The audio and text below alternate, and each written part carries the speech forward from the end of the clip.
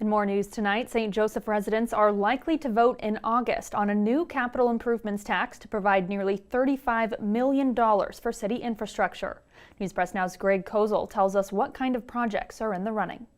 More than 20 community members heard a sales pitch for upgrades to fire stations, police equipment, parks, roads, and more. Now comes the hard part. The Citizens Committee has to pare down that $70 million wish list. You know, we were kind of restricted to around 32, 33 million.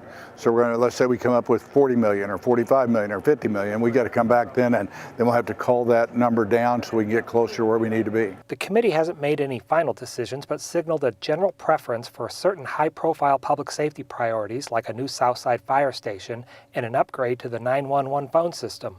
One item that made the initial cut was a proposal to spend nearly $1 million to outfit every St. Joseph police officer with a body camera. The police chief says the department supports body cameras but has some reservations about the cost, especially when weighed against other needs like radio replacement or equipment to dry bloody clothing. With this and with anything, we list our priorities, we go through things, but at the end of the day, we work for the community and their priorities are our priorities. Hart says the city would need a system that provides storage for huge amounts of data and activates automatically when officers go to a tense situation. Body cameras, as you know, it's a topic across the nation.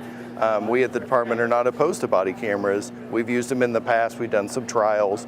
It always comes down to cost. It's a huge expense for our community. Other projects that won initial favor at a recent committee meeting include a new HVAC system for the Civic Arena, seating and carpeting at the Missouri Theater, and improvements to the sidewalks in front of the Pady Market Health Center.